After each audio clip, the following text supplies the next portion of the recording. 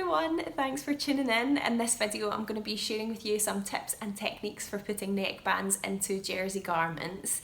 It can be quite a fiddly thing to do, and what's really common is that the neckband is understretched, so what then happens is it sort of gapes forward a little bit, or it doesn't sit flat against your chest. So some of you might have experienced that before, but hopefully the two techniques, the different ways to do it, I'm going to show you will sort of help with that.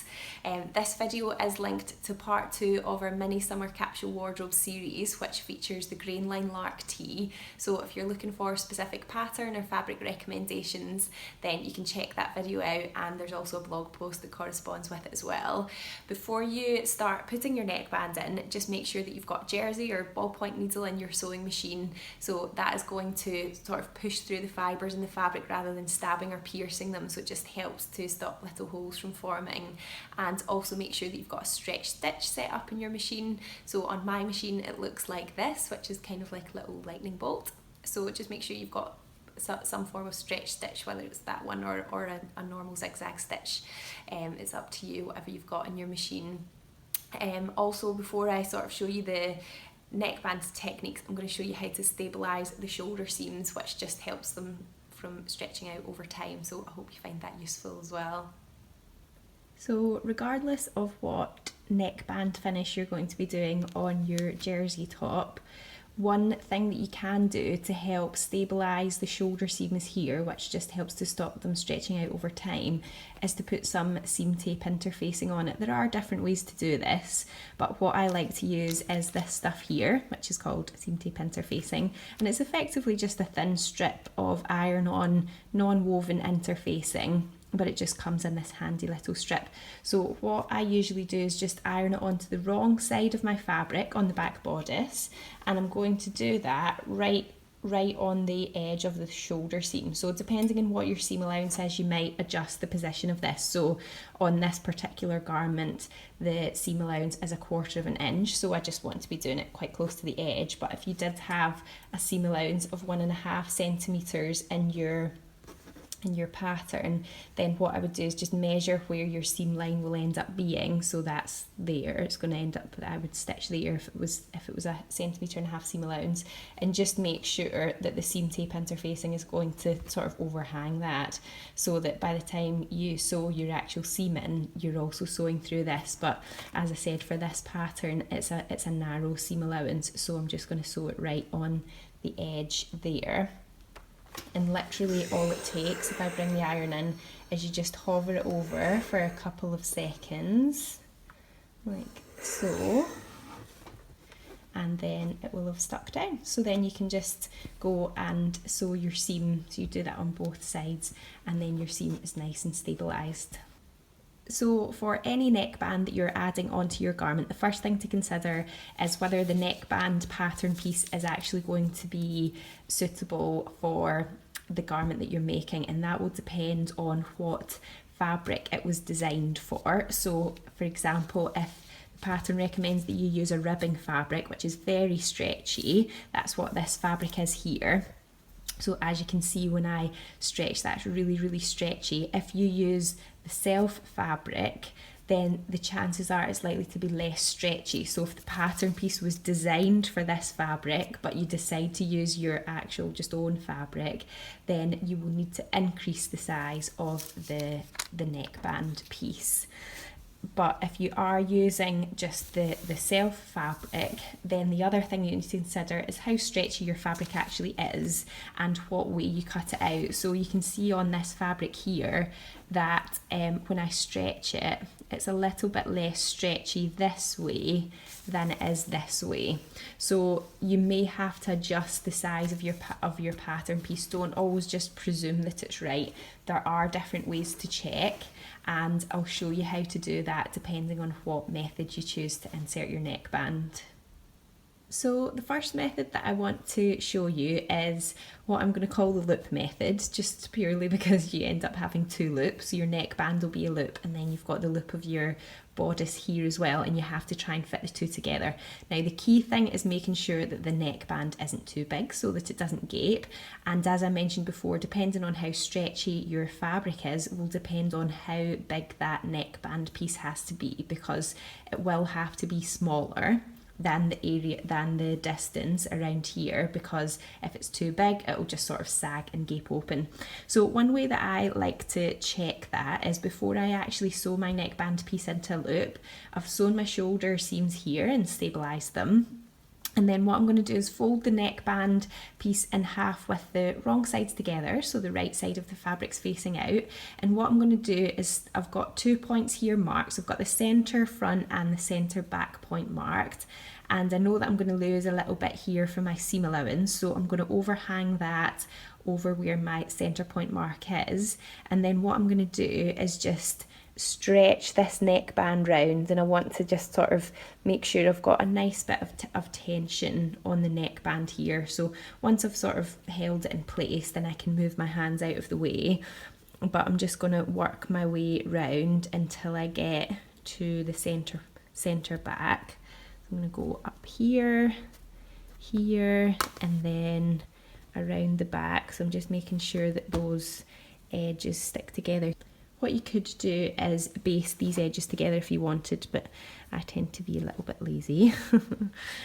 So then I'm just going to keep going, just putting a nice amount of tension on it all the way round, like so, until I get to the centre back, and then that's kind of the halfway point. So then I know that I can just, whatever length I've just stretched out, I just want to double that basically. You could keep going all the way around until you get back to here if you wanted, but if I now just fold that in half, so that was the bit that I'd stretched around the first half of the neckline, and then I can just see where the difference is, and I can trim off any excess. So I would probably trim off maybe about an inch or so off of this one, so you can just sort of make sure that they line up, and then just trim that back accordingly. So once you've got your neckband then sewn into a loop, the next thing is to evenly stretch it round so that it fits your main bodice. And the key thing to getting this even is having different markers. So I've now got the seam of where I sewed the loop together, and I like putting that at the centre back. So I want to get another little marker that is halfway round, which will be the centre front. So if you just fold it in half with your little seam at one end, and then you could either make a little snip or you could just pop a pin in it. So that's going to be my centre front marking, and then you can quarter it. So then if I put the new centre front marking together with the centre back marking, and then I find the kind of halfway points between those ones. So one is going to go there, like so, and then on the other side, like so. So I've now quartered it basically. I've got 4 markers, so I have to create the 4 markers on my main bodice as well. So I've already got 2 of them. I've got my centre back and my centre front. So what you can do to get those quarter bits here, because it won't necessarily be your shoulder seams, it's probably going to be here somewhere, is if I just fold it so that I've got the front and back bodices folded in half. Just make sure that my shoulder seams are matching up as well and that they're lying flat. And then if I fold that in half again, like so, just make sure all the edges are sort of nice and flat and lining up, then my quarter points are going to be just here. So then if I put, again, you could make a little snip, or I'm just going to put a couple of pins in to mark it. So put one on one side, and then I'll do another one just there. And that one pinged out. So once you've got those 4 points marked in, then you just match those 4 points up to your neckband pieces, and then you can evenly stretch it out in between. So if I now just open this out, so I've got my 4 points. This is going to be going at the centre back. So I'm going to pin those bits first. So if I pin the centre back, just make sure that this is lying flat, that's going to stay on the right side of the fabric all the way round. So my centre front is going to be here, like so. And then my quarter point. So you don't really worry about everything else too much just now. The key thing is just getting these points to match up. And then that last one, so they're going to match up as well. And then what will happen when you come to fit the neckband on, remember the neckband stretches, but the fabric underneath doesn't. So I need to make this fit my neckband.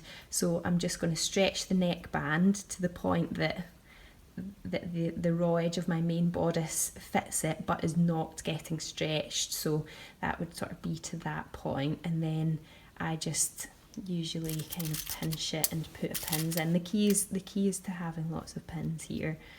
Like so then just make sure it's stretched, the raw edges line up, hold it in place, and then pop another pin in, like so. So when you come to sew it, you have to make sure that when you're sewing it, you're stretching the neckband, but you're not stretching the fabric underneath. So I'm just going to go around the whole neckband, just getting that all eased in, stretching the neckband and just lining the raw edges up together. So now I've got it all pinned on all the way around, so I just need to take it over to the machine and stitch it in place. So now I'm ready to sew on the machine, and I've got the main bodice fabric facing up here, and you can see that when I let it relax it sort of bubbles up a little bit because the neckband that is stretched underneath is pulling it to do that. So as I sew, what I'm going to do is just gently pull on it to the point that top fabric is then relaxed, which means the neckband underneath is going to be sitting flat, and you just want to make sure that all of your raw edges are together along that side. So I'm just going to sew it on now with a stretch stitch on the machine, and just taking the pins out as I go.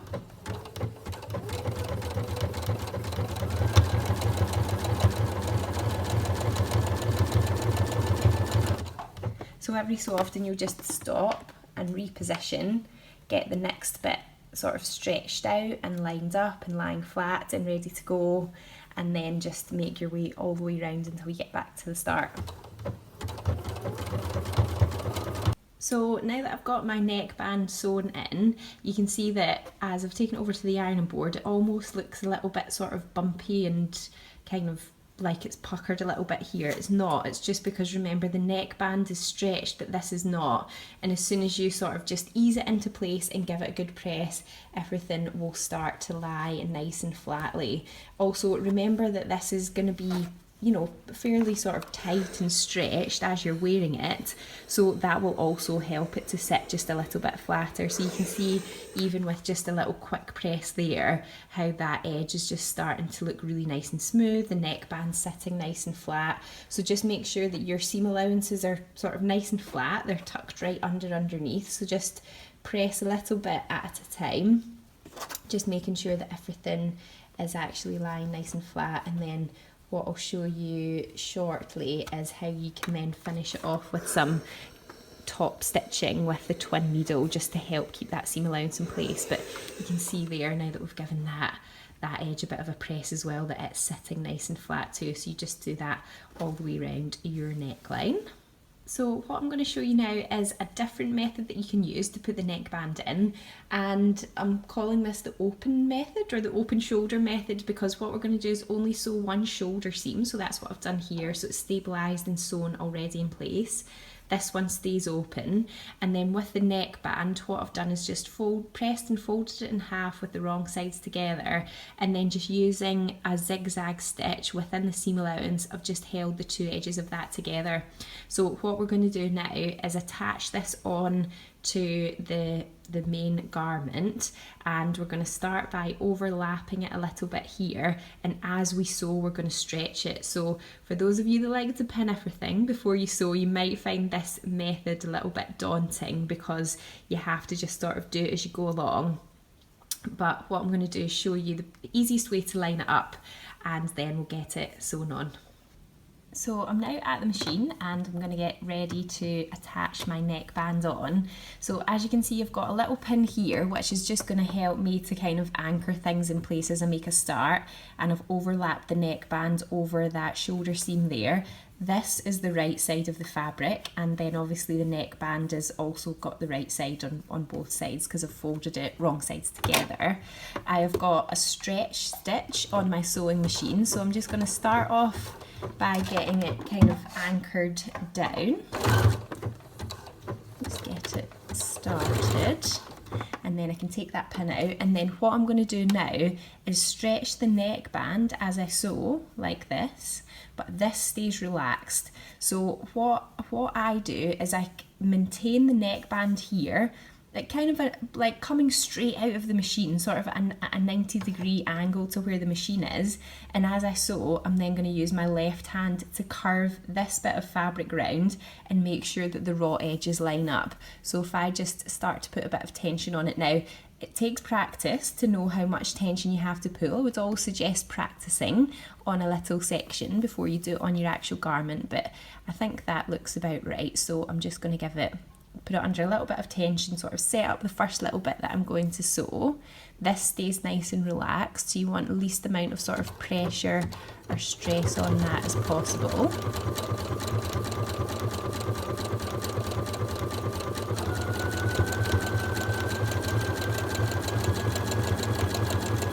So then you can stop, line the next bit up, so I'm sort of moving this, my left hand, I'm sort of moving this round.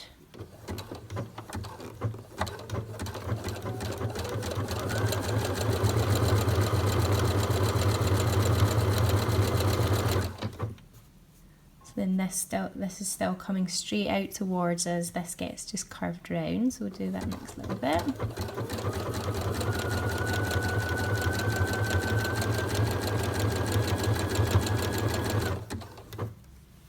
There's always just the least amount of pressure on this underneath bit of fabric, your main bit of garment fabric.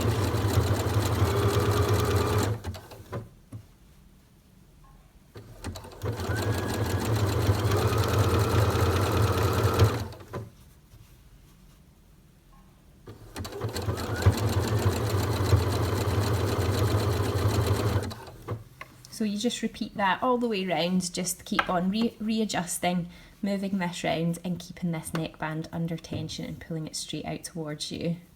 So now we've got the neckband sewn all the way around, so you have to trim off the excess bit of fabric that's from your neckband, just so that it is even with the shoulder seam. We'll do that on the other side as well. So you always want the neckband to be a bit longer than you know you'll need when you use this method. So just trim that down, and then the last thing to do will be just to sew that remaining shoulder seam just there. So I always just make sure that my seam allowances are going to be sitting flat like that, so they're sort of out towards that direction away from the neckband, and you want to try and aim to get the seam of this, where this neckband attaches, to match up with that one. So you're going to match them up like that, and then you will also want the top edges of that fold to match there. So you could just pin it and be very careful when you sew it, or you could hand tack it, or you could baste it on the machine first before you actually sew it, just so it's a bit easier to unpick if it's not quite right. So what this method does leave you with is a seam at your shoulder in the neckband, but it's really not that noticeable. And you'll actually find that on a lot of ready-made garments you'll see a seam there. Also, don't be too worried if you think, oh, it kind of looks a bit curly and it looks like it's not sitting flat. Again, once you've given that a good press and it's on you and it's top stitched in place, that's all going to be sitting really lovely. So even if I just sort of press this first little bit for you here, you'll start to see that already that it starts to just look really nice and flat, and that neckband is just sitting, and it's going to sit nice and flat against the body as well. So as you can see, now that I've sewn my shoulder seam, I've just done a really tiny line of top stitching just in the neckband, and that's just to hold the seam allowances of the neckband and the shoulder seam sort of lying flat. It just helps them to sit flat. So now this one is ready to get final press and then get its top stitching as well.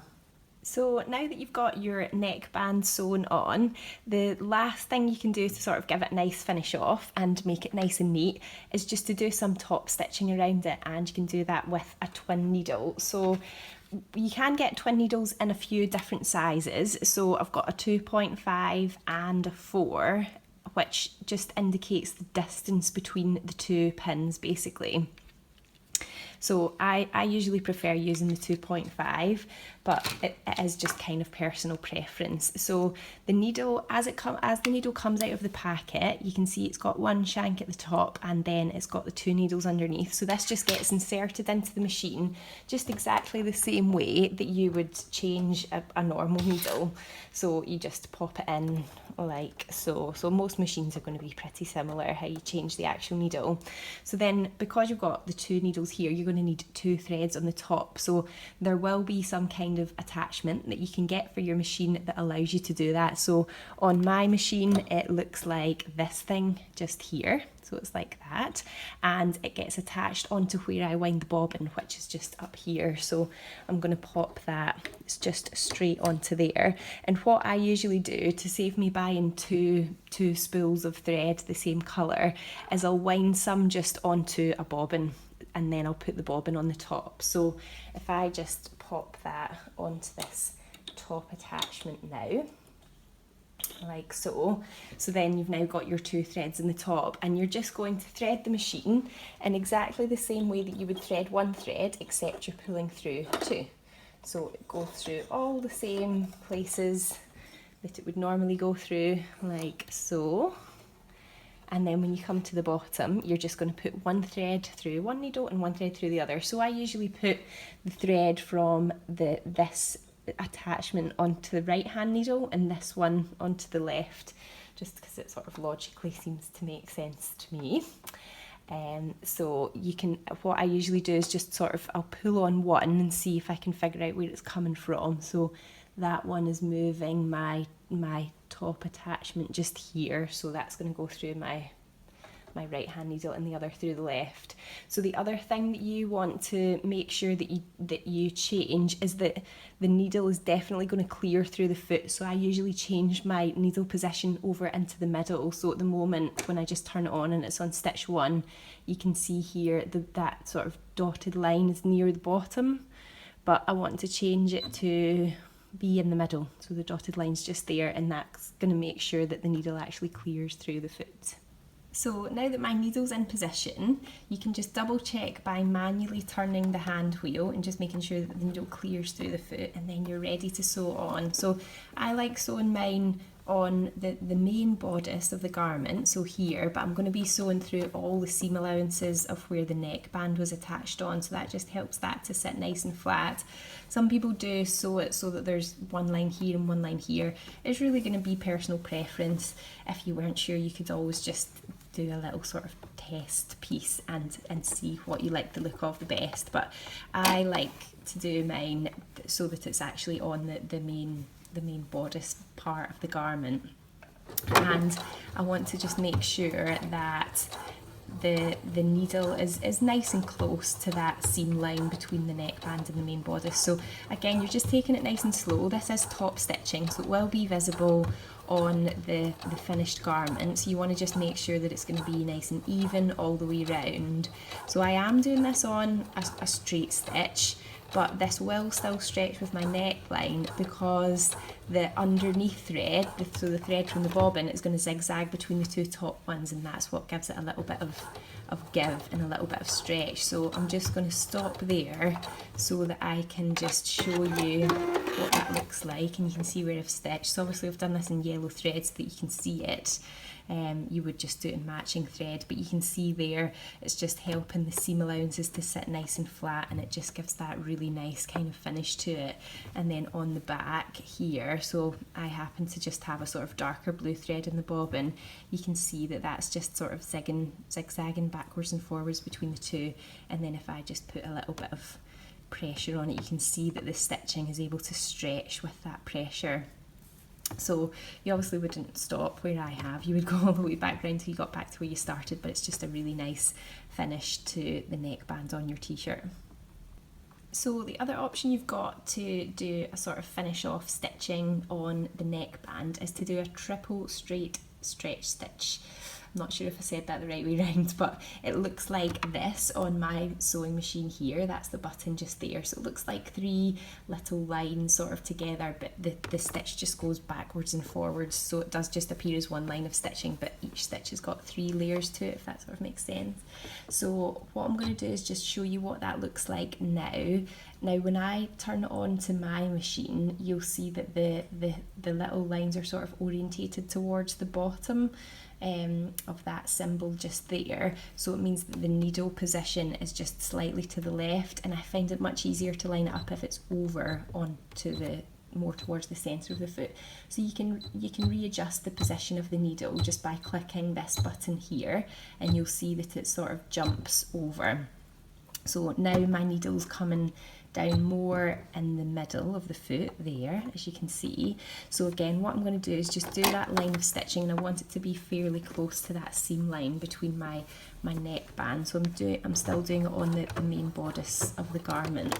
So what you'll notice is that as you're stitching, it kind of goes forwards and back on itself a little bit. So you just want to kind of guide the fabric through, don't kind of get in its way, and just slowly work your way around. So it does take quite a lot of thread, it does take a little bit of time because it's going backwards and forwards. So if I just stop there so that you can see what that looks like.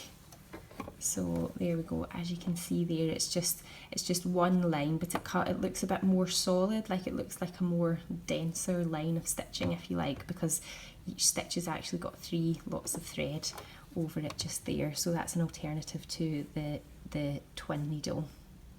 So as you can see here on my pink version, which is the scoop neck, I've done the double line of top stitching here. So you can also use that same technique for the hem. So I've done that for the hem on the sleeve and the hem at the bottom as well. For my V-neck version, I didn't want to do the top needle because I thought it would be quite tricky to get it to turn properly at the point. So what I've actually done on this one is I've just done a normal line of straight stitching. I didn't use the triple straight stretch stitch because I was just worried that it was going to look a little bit too bulky in this fabric. It probably would have been fine, but I just wanted something a little bit more subtle. So that's what I've done on here. So this line of stitching doesn't have as much stretch in it, so it is at a higher risk of actually snapping, but given that the opening of the neckline is quite big, I think it should be fine, and it does have a little bit of give in it anyway. And then for my boat neck version, which doesn't have a neckband, the neck is basically just hemmed on this version. This is where I've done the triple straight stretch stitch, so I've just done a line of that all the way around there, and I also used that on the hems as well. So that's what I've got just on there, on the cuffs at the sleeve, and then I've also got that on the bottom. And I think it looks nice in this fabric in particular because this fabric's a little bit thicker, and I think it just sort of sits into it really nicely. So I hope you find those techniques useful, and I would encourage you to give them a try. If you've got any questions or anything, just let me know in the comments below. If you like this video, then just hit subscribe to my channel for lots more sewing tips and project inspiration. See you next time, bye!